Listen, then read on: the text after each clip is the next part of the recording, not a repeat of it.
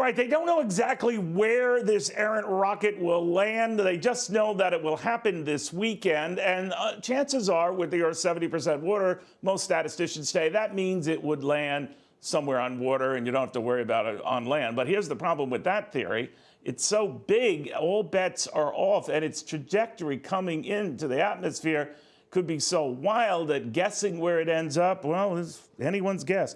But to show you how big a deal this is roughly 100 feet long. This rocket is 100 feet long. Typical 18-wheeler, about 70 to 80 feet long.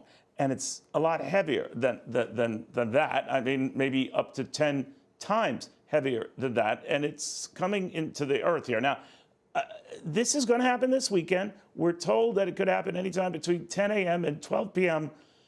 tomorrow. No, they're not saying that, but that's just when my Saturday show is on, so I thought I'd scare you into watching it, which is very tacky, and I apologize for that. But I do want to bring Michio Kaku in here, the theoretical physics professor, author of The God Equation. And I think, Michio, I would agree that maybe only God knows exactly where this thing will land. Are you worried it's going to land on a populated area?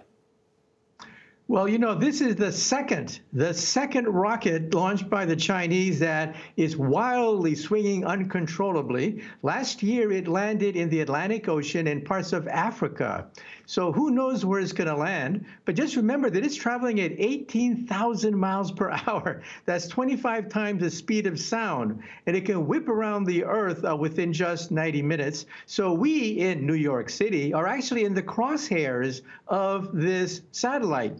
Anywhere from as far north as New York City, as far south as New Zealand, these cities are in the crosshairs of this device, which is tumbling out of control. You know what I didn't understand? The Chinese reaction has been, what? We don't see any problem here. There are no apologies for it or concerns about it. And furthermore, they have 2 more planned launches using this same technology where this could happen again and again. I'm wondering, what are they doing to help the world figure this out, or do they care? You know, for the past 30 years, the United States and Russia have deliberately planned deorbiting their booster rockets so that they don't land on someone's backyard. Now, the Chinese are different. They're trying to play catch up.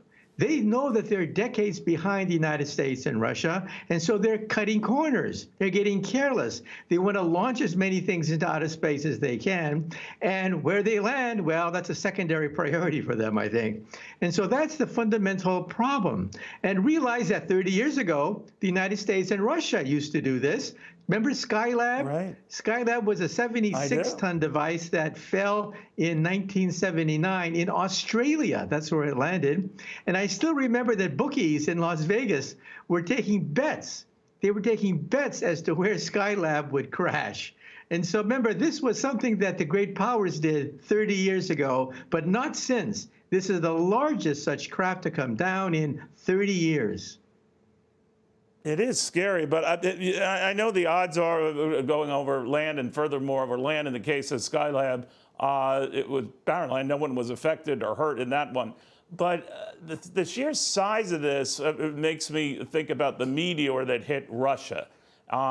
Would it be akin to something like that, or is that a night and day comparison? Well, you know, the Chinese are trying to downplay this by saying that it's going to disintegrate in the atmosphere, but that's not the experience. The actual experience is that between 20 to 40% of the object will survive re-entry and make landfall somewhere on the planet Earth. And because most of the Earth's surface is water, chances are it'll land in water. And so far, no one has ever died from a direct impact from celestial debris from outer space. But it can't be ruled out. And remember, New York City, we are in the crosshairs of this gigantic, monstrous rocket that is tumbling out of control. Incredible. You know, the dinosaurs might beg to differ with you, Michio, about don't make a big deal of something that's coming your way.